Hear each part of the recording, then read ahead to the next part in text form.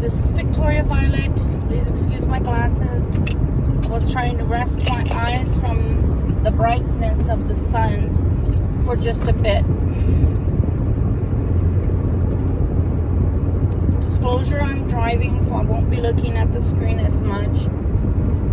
You guys, for those out there that are such hairy scaries that I can't even get into the discussion without the disclaimer that I used to drive for school buses.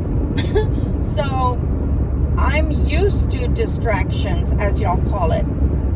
You try driving a big old yellow school bus and having children changing seats while you're in motion, you having to look at your rearview mirror and shout at them at the same time. If I can do that, I think I can manage driving a car and talking to a camera and not looking at it all the time. So anyway, let's get on with the discussion. Today's discussion is about an empath. What the differences are between an empath and being empathetic. Okay? So let's start with the being empathetic. People who are good-hearted, people that like other people, are people, right? People person. I'm a people person, right? That's what we often hear. People that like to volunteer, people that like to lend their time for worthy causes. Those are people who have empathy. They're empathetic. That's not what I'm discussing today. That just comes and goes. Let me give you a for example. My heart goes out to the dogs and the cats that are at the Humane Society.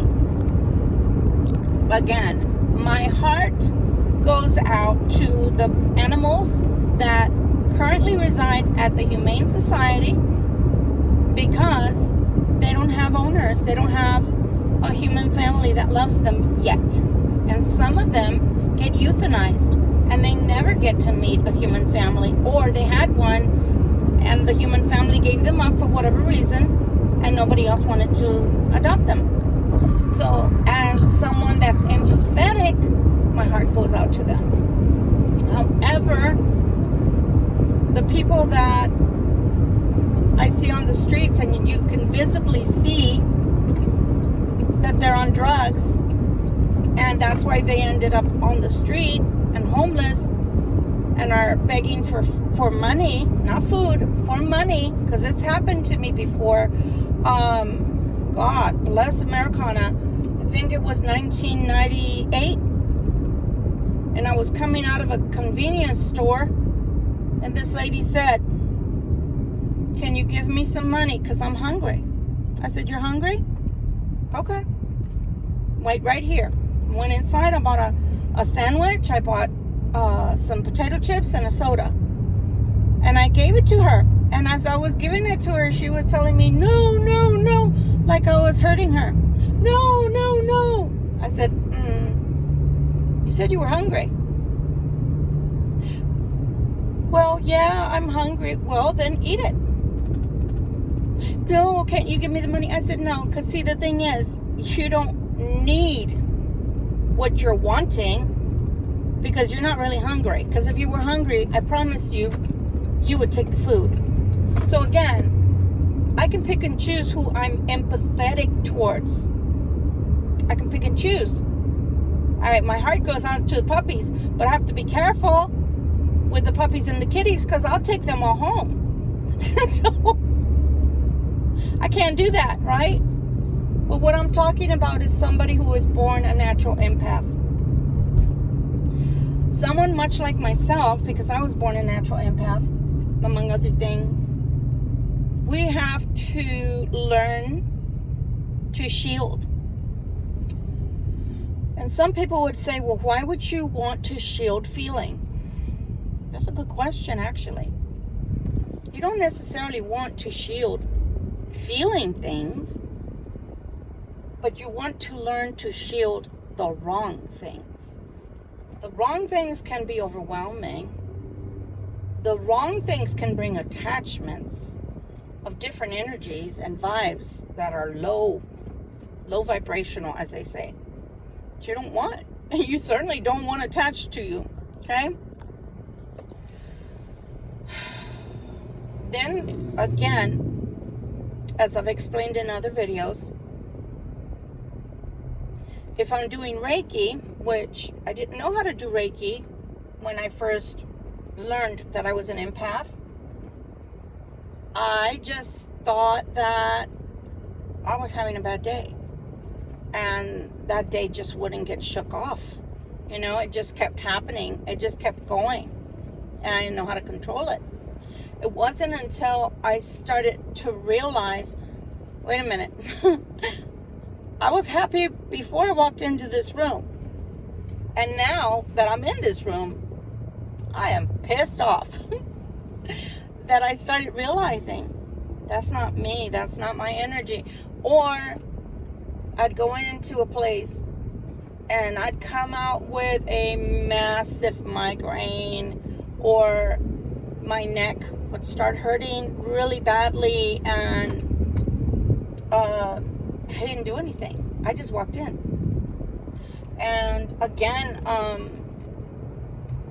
I told you guys about the time when I was at a thrift store with my daughter, and she was all of 17 at the time.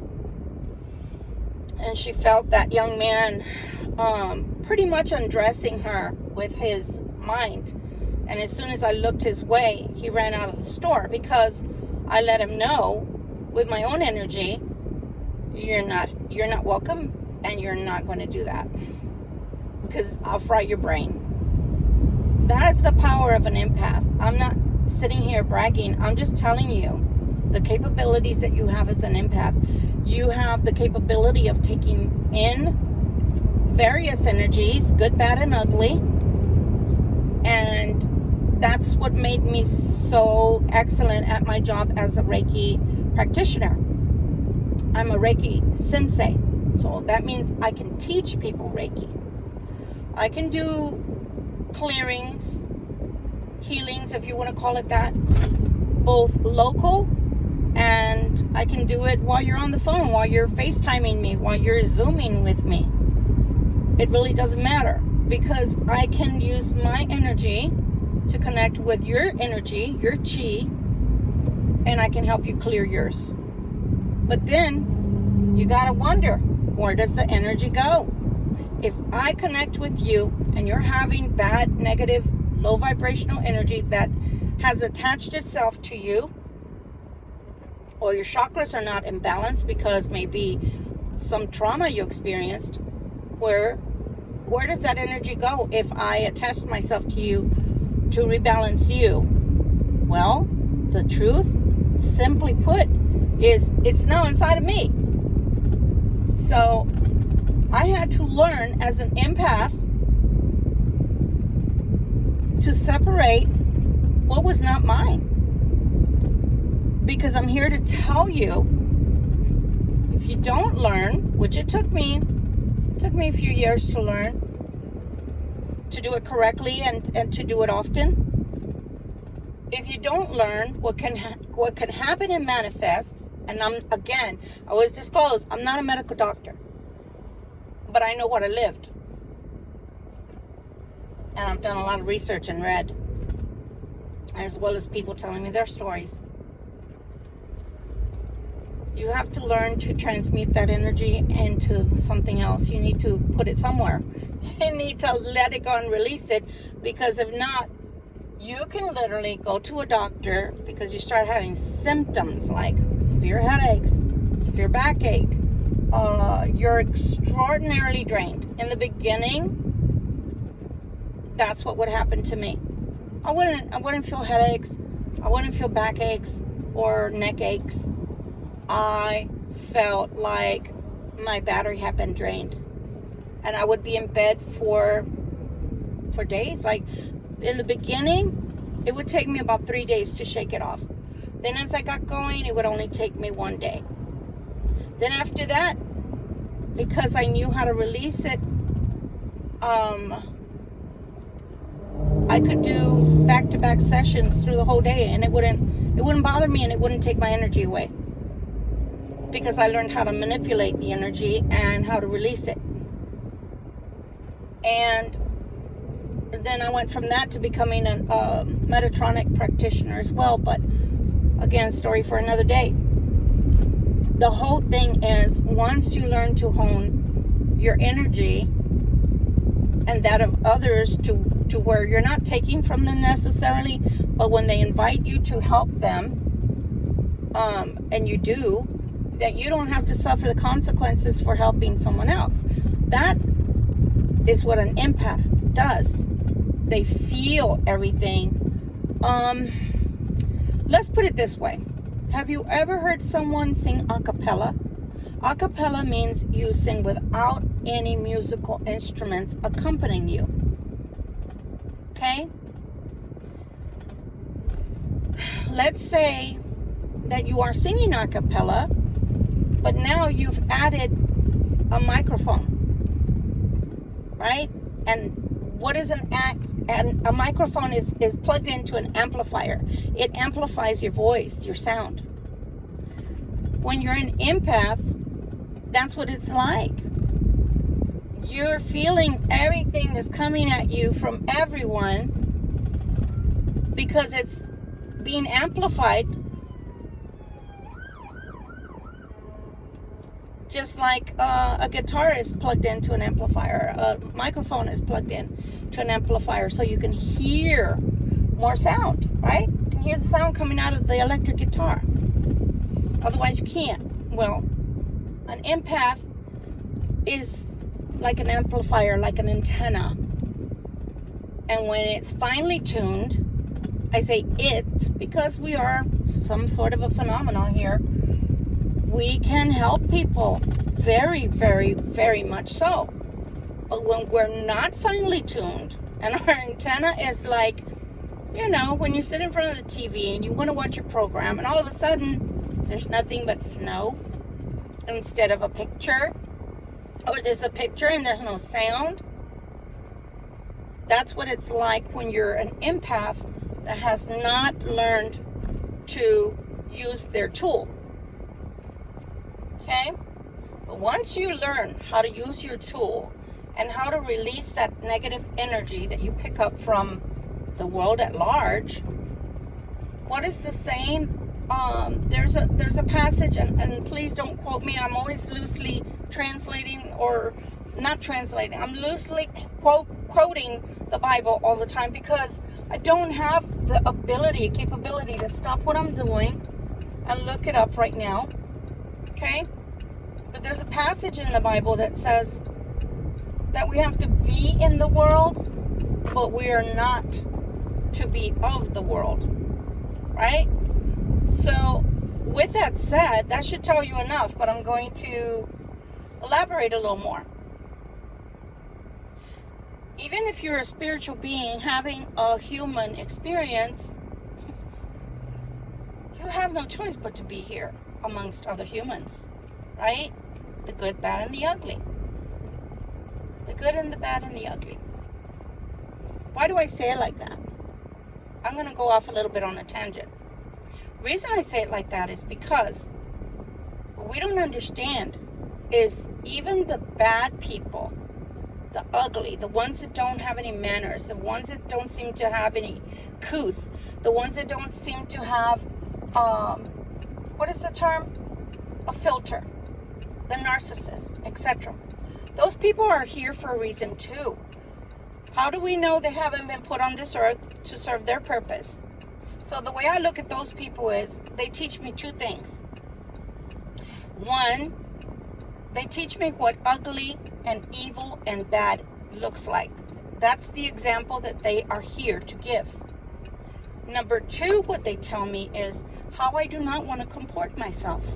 I don't want to behave like that. That's the last thing as a spiritual being that I want to do. Now, I'm not saying I'm perfect and that sometimes I don't falter. I do. We all do. That's why it's called having a human experience. So anyway, so they're here They have a reason to be here. We may not like them. We don't have to love them, but they're here. So, as an empath, I'm not just picking up angelic energy that's around me. I'm picking up, and that's even a laugh right there. I can't stand it when people call angels. Do we not understand that the Bible even tells us that how many came down to the earth? They were cast out because Satan, Lucifer, wanted to be known as creator and wasn't happy that people didn't see him that way, that the other angelic beings didn't see him that way, and that he couldn't supersede creator. So when we say, oh, we pick up angelic, gotta make sure which kind of angelic, because there's the light and then there's the dark. And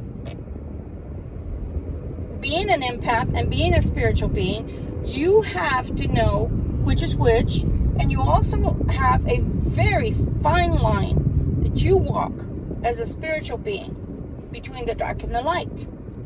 You can't go too far to one side or the other. You're having a human experience, so you can't always be angelic in the light.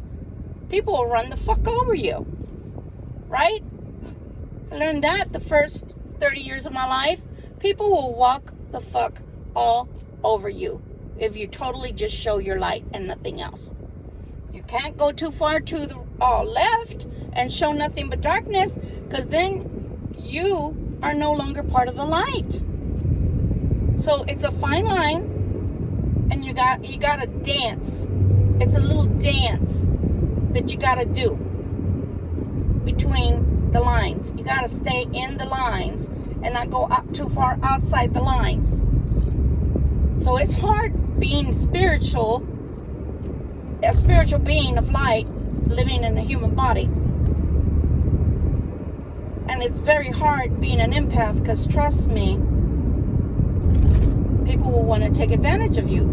You're like, when you're vibrating super high and you're using your macabre, I don't know if I pronounced that correctly, the macabre, your energy is so freaking high that it can intoxicate people.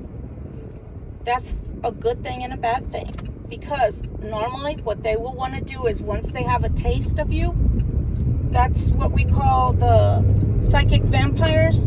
They just want to keep coming back for more because they had a taste of your energy, and your energy is not like theirs, and your energy made them feel really good and really strong and filled with adrenaline.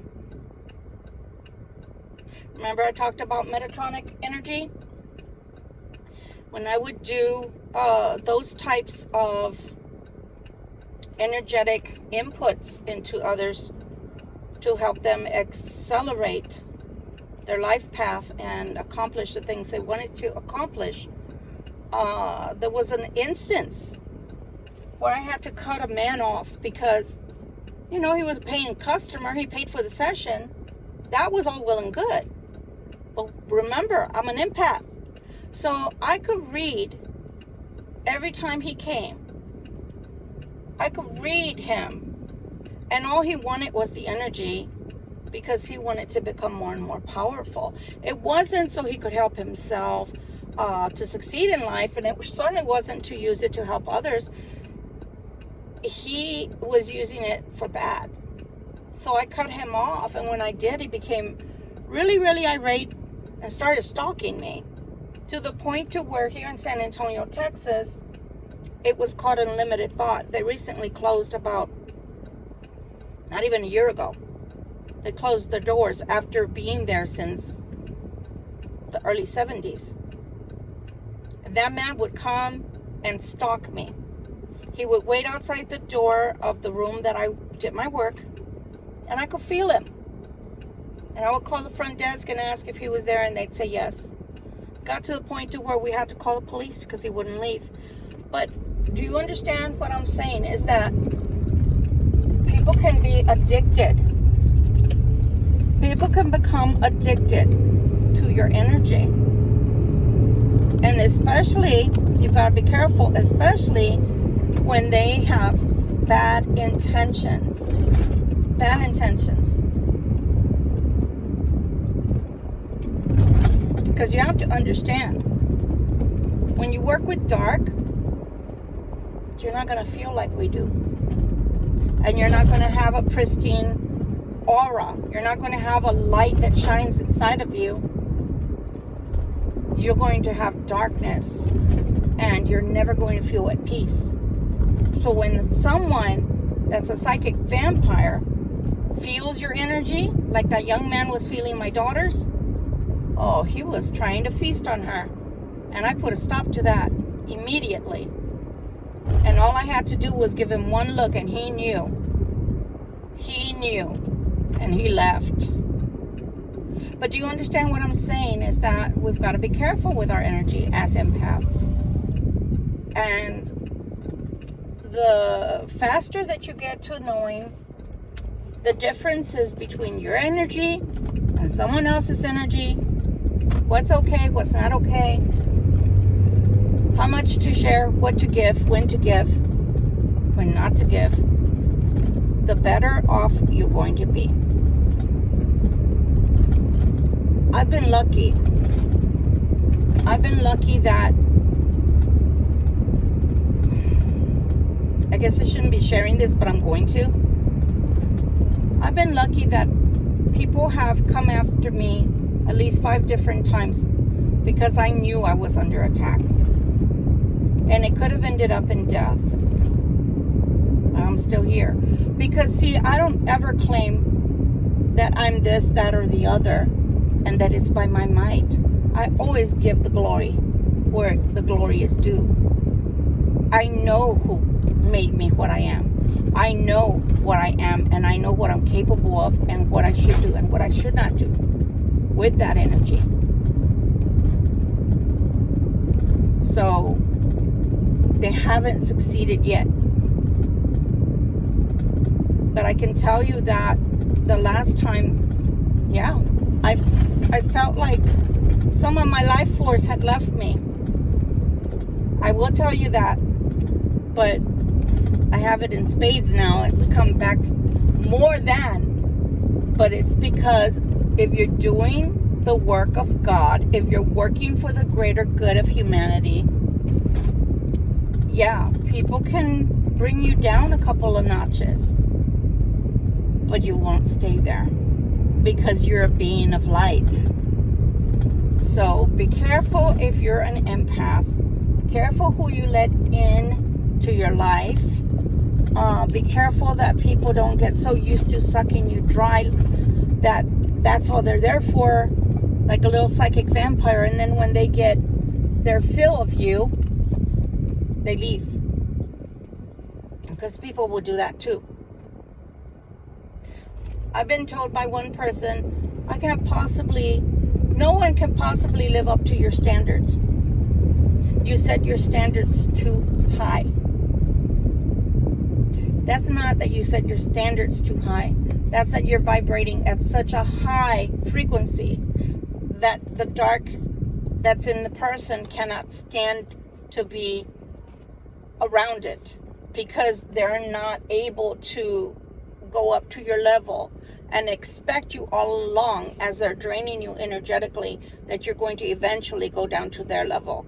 And since that does not ever happen, unless you falter in your mission as an empath, then they never get their wish. And sooner or later, they show their real colors and have to go away from you. They cannot live near you. They cannot live near you. Can't. The funny part in my life is, through the years, is sooner or later, everybody shows their flaws. And I have flaws. But I'm talking about severe flaws that if they would have shown that to begin with, you would have been like, holy shit, they need to come with a warning label. But humans don't come with warning labels. They don't. But I'll tell you what every human does come with. They don't come with common sense. That comes along with wisdom. But we have what's called intuition, because literally everybody is born psychic. But as we age and grow, we tell our children, stop saying that. You don't see that. Where do you see that? You're crazy, etc. But we're all born with the same instincts. We're all born being psychic. Some of us learn to hone it because we've worked it all our lives and we're aware of it, and some of us leave it behind. When you leave it behind, that's when people can abuse you, because you don't listen to your intuition. But anyway, that is the difference between an empath and simply someone who is empathetic. And I hope that you guys would, at the very least, be empathetic to each other and one another, where you can be and when it's safe to be. But as an empath, it's imperative that you learn the difference, and that you don't allow somebody's negative energies to be residuals upon your body and your spirit for too long, because it can and will, again, I'm not a doctor, but it can and will manifest into a physical illness, and it can take you 6 feet under if you're not careful. So again, be careful, raise your protections, and be alert. Be alert, because Lucifer and the demonic energies never sleep, and they're never resting. And the reason they want you and not everybody else that's in the world is because they already have them. And you have a light that shines inside of you that's so bright and so beautiful and brilliant that they want it. They want to covet it. I hope this helps someone out there. Again, this is Victoria Violet, and we always talk about different things, different topics on this channel that'll help the indigo, the crystal, the star seed, that'll help the empath, the light worker, the chosen ones. With much love and light to you. Blessings today and always. Till we meet again, my family, my friends.